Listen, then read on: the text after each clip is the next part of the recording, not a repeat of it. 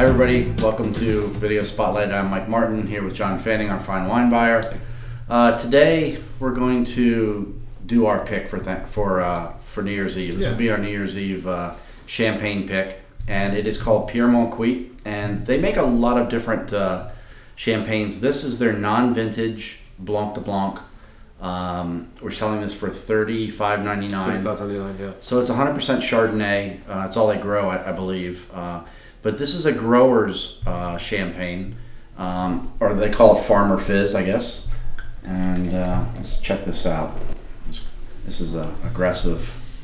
Now, grower's champagne basically being defined as, most champagne that the majority of the wine drinkers are familiar with are very, very large kind of national corporate companies that buy champagne houses and don't grow the grapes, buy grapes from all over the region, literally hundreds of different growers sometimes. So most of what we know as champagne is under that umbrella, where the grower champagne are the farmers that actually grow the grapes and make the wine themselves, comparable to the way most other wine is made, but it's for some odd reason, the minority in champagne. So grower champagne just tends to be less of a product and just more of a wine, more variation, more vintage variation, more character, more terroir, for lack of a better term. Yeah. And Pierre Moncuit, $35.99. Of course, relative to other wines, it doesn't sound inexpensive. One, it's pretty inexpensive for true champagne, and two, very inexpensive for grower champagne. Yeah. Grower champagne being that it's tends to be more expensive. One thing I was going to point out, this is labeled as, and I did read about it, it's all Grand Cru, which is the top.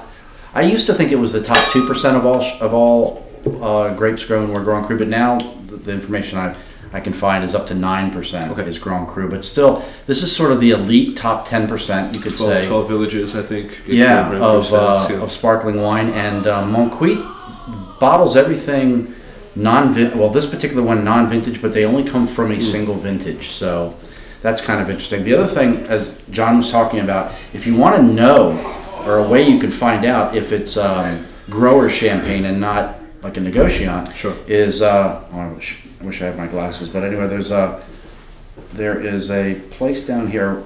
I don't know. I'll let them try to get in real close, but it says RM. And that means that it's made by the growers. Versus what does RM mean? Do we know? I can't pronounce the first word. Récolte.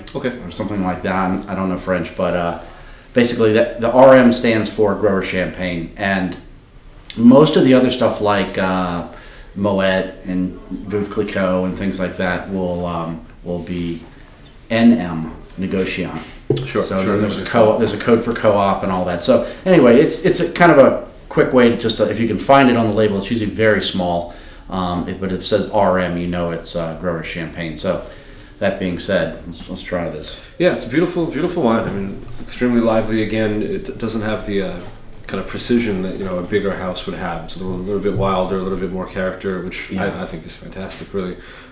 It's not a house style. That's what I like. Yeah, house style doesn't exist.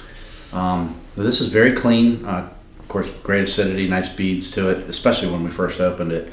But we had a lot of like green apple on this. A little bit of bread, not a lot. I think so. Yeah, not so much. Definitely not too doughy. Yeah, I think just very, very clean, focused, just really delicious. Somewhat naturally tasting champagne. Yeah, so I know New Year's is right around the corner. So if you're looking for real French champagne, I think this is a great place to go. $35.99, like John said, is not expensive for a champagne. It's mostly entry level, really. Yeah, absolutely. So check it out. This is Moncuit, Pierre Moncuit, and it is from Ménil, and this is their Blanc de Blanc non-vintage. Okay, great. Thanks for joining us, and have a happy New Year.